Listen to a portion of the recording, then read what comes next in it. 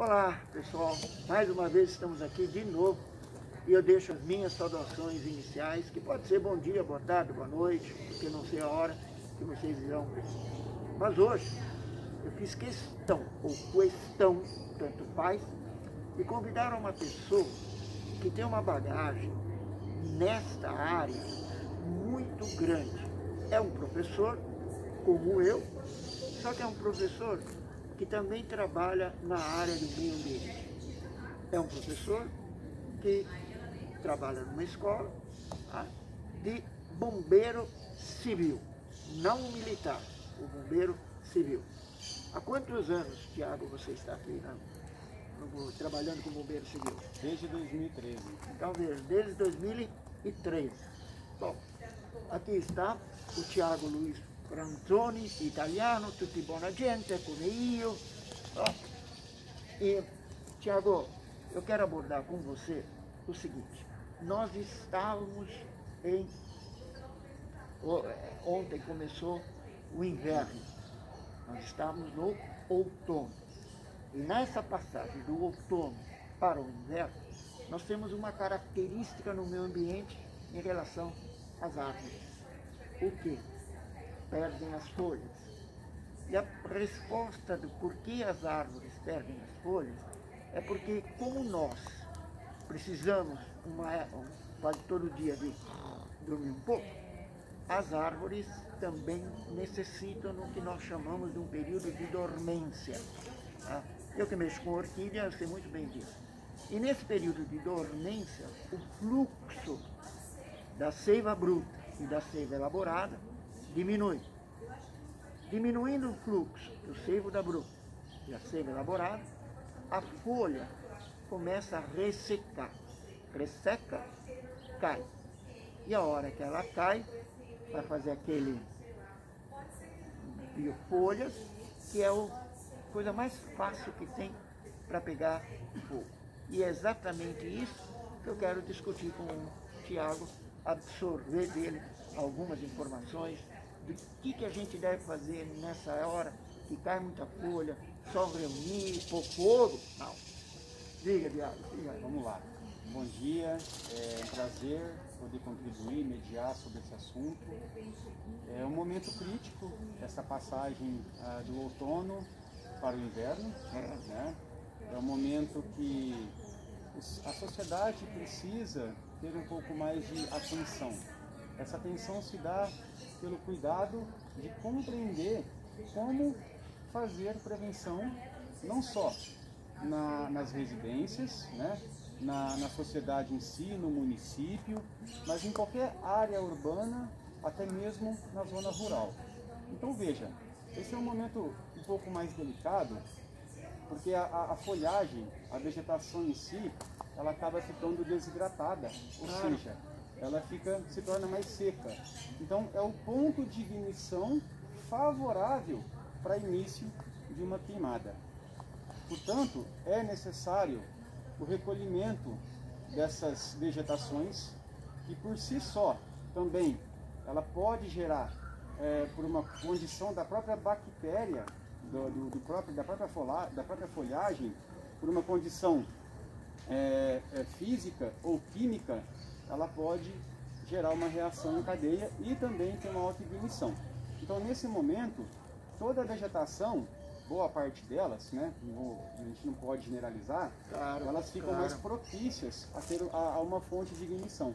Então, a gente tem como conduta e boas práticas recolher esses dejetos, né, essas folhagens, acumular em um canto separado, ensacá-las, né, não jamais provocar a queimada delas, não é indicado, porque a própria queimada, né, por si só, ela pode provocar, ela pode se espalhar e aí gerar outros focos de incêndio e sair fora do controle, né, do homem. E isso pode gerar um incêndio de grande proporção. Até para vocês terem ideia, como nós estamos aqui do lado de um professor, como é que o fogo se inicia? O fogo, para iniciar, ele precisa de 4 elementos, concorda? Quais são eles? Orienta lá. Eu aprendi, porque eu fiz o curso de bombeiro civil, fiz questão. Vamos lá. Por sua vez, o fogo, para se sustentar, para que haja a existência do fogo, que nada mais é do que uma reação química e física que produz luz e libera calor, ou vice-versa. Então, qual é o principal material combustível para se iniciar, né, uma combustão inicial?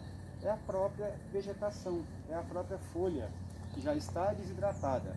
Mesmo ela na condição que ela ainda tenha umidade, com a energia que é gerada do fogo, ela vai se desidratar também, e aí se torna mais um material combustível de fácil ignição. Bom, mas Thiago, somente a vegetação, que é o próprio material combustível, pega fogo sozinho? Não.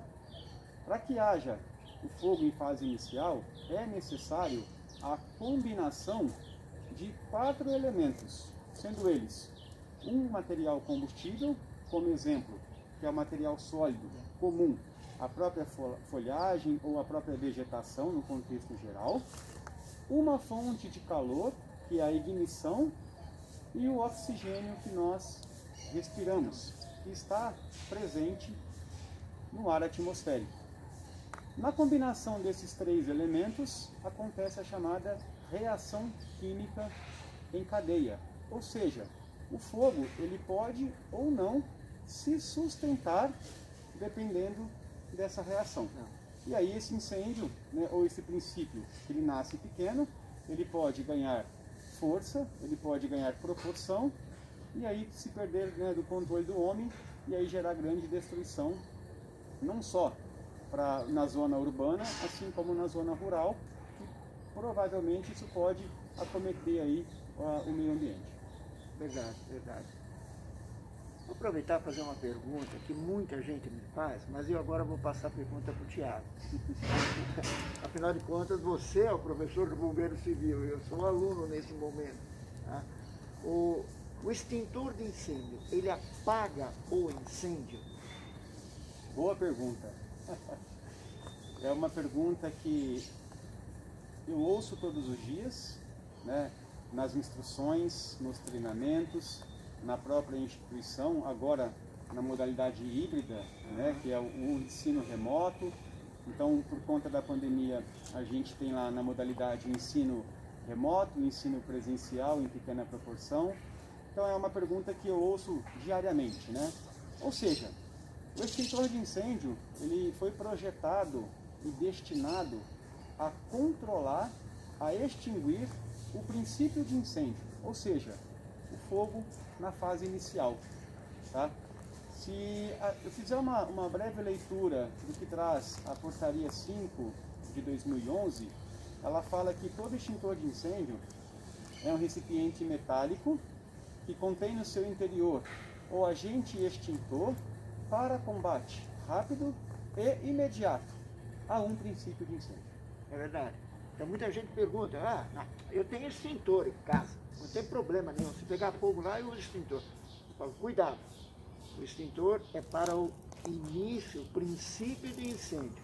Depois que tiver um incêndio, não vai concordar comigo que o extintor não vai conseguir apagar.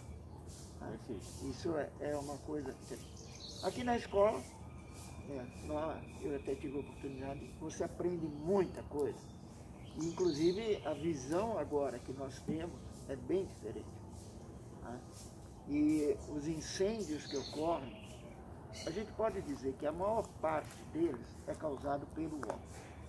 Claro, existe a combustão, né, a queima espontânea, mas é muito pequena em relação à bituca de cigarro que a pessoa joga.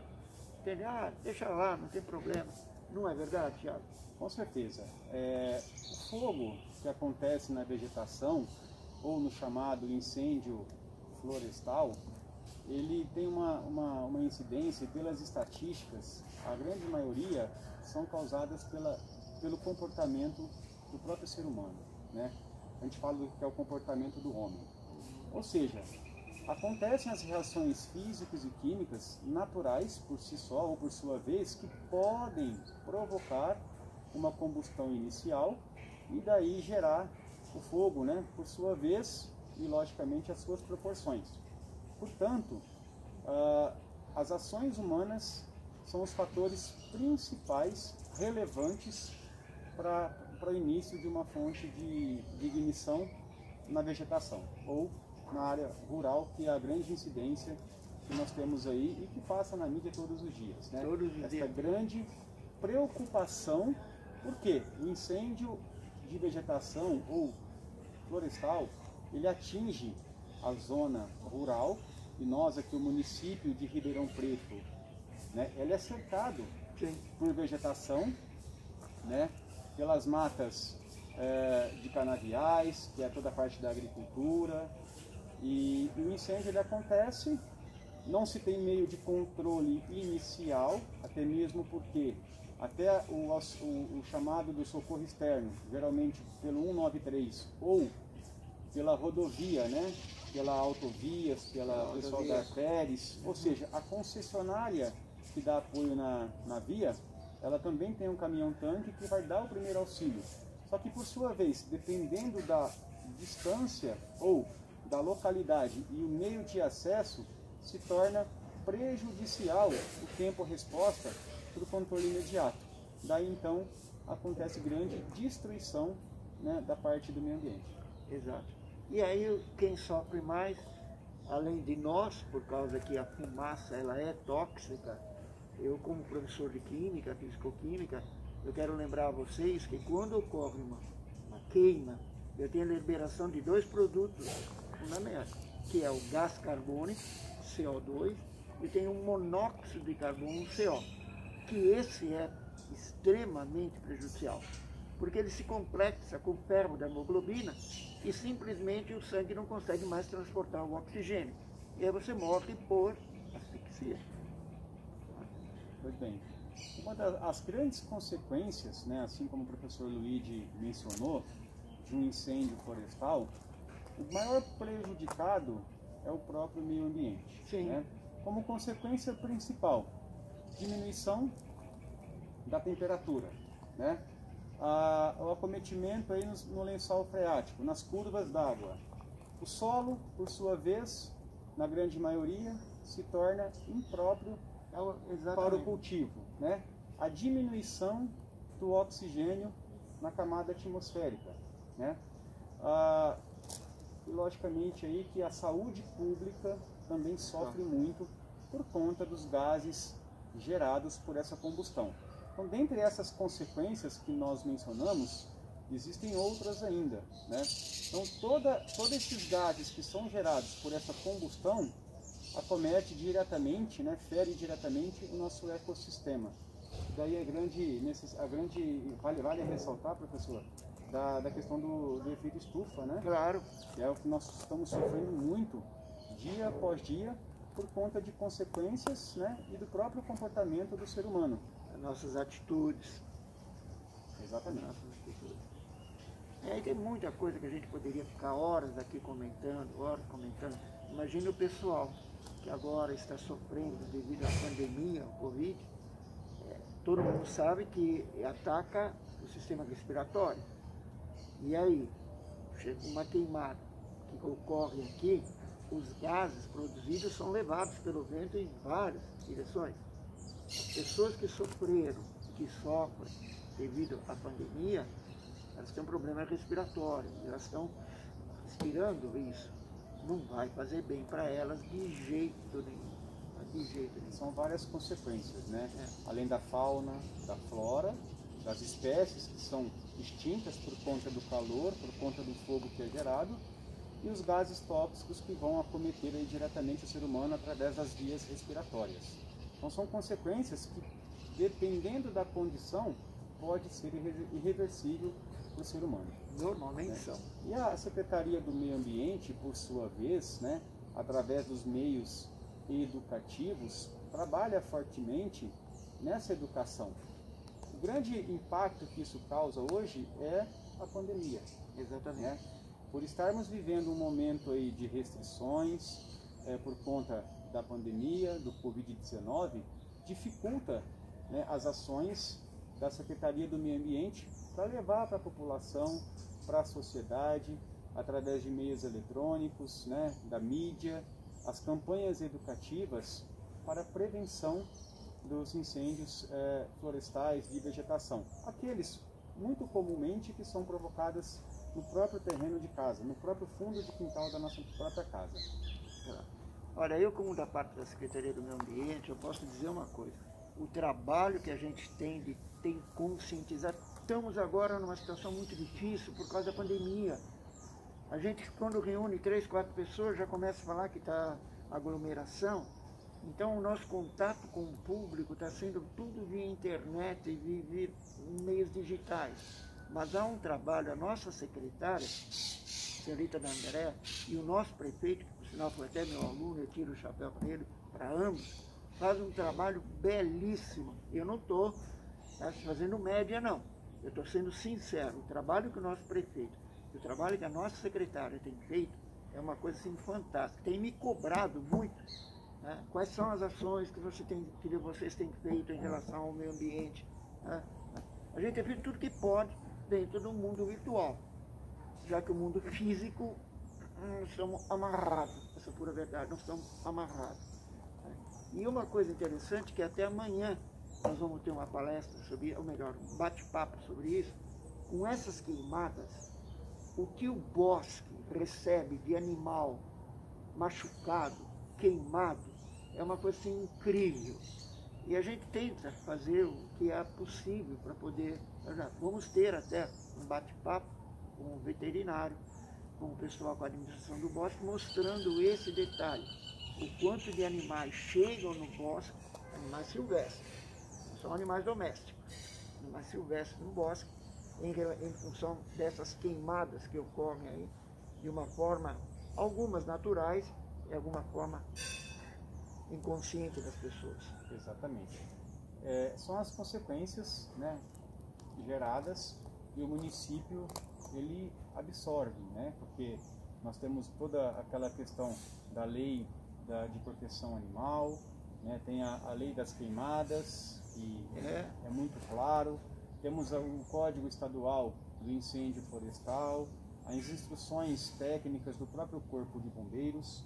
Então a conscientização ela tem que partir do próprio comportamento humano. Sim. Tá? E evidenciou, estou passando lá, está deslocando, trafegando pela rodovia, pela zona urbana, em qualquer ponto da cidade, se deparou com um princípio de incêndio ou que um fogo já de maior proporção, ligue para o telefone do Corpo de Bombeiros 193, né?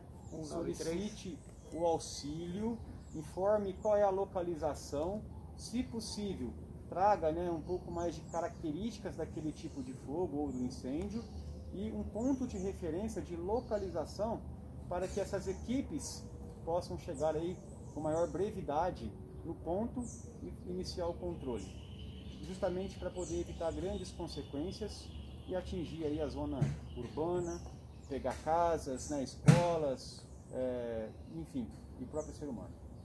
Isso é verdade. Então a gente pede a colaboração de vocês. Nós nos reunimos, eu quero realmente agradecer. Nós tivemos 15 minutos, 10 minutos de um bate-papo, teríamos horas para conversar. Com certeza, agora, horas. Com tá? certeza. Nós precisamos até o nosso... para manter a certa distância e tal, está dentro da lei e tal. E a gente pede para você, conscientize, tome uma atitude consciente. Tá? E, Tiago, as últimas palavras para nós, eu já digo muito, muito obrigado pelo tempo que você pôde dispor para nós aqui. E as últimas palavras. Ótimo. Eu agradeço imensamente, né, pela oportunidade em poder contribuir um pouco desse assunto, trazer um pouco da minha experiência voltada, né, a esse tema, que é de grande importância para todos, né? Não somente para os profissionais que estão inseridos de forma direta, mas indiretamente também, e uma reflexão para a população, né? Pare e pense, porque a sua atitude pode definir o seu próximo passo. Verdade. E fica aí, se vocês quiserem até fazer o curso de bombeiro civil, liga para nós que a gente passa o endereço de onde você pode fazer o curso. Ok? Termino dizendo muito, muito obrigado pela atenção de vocês.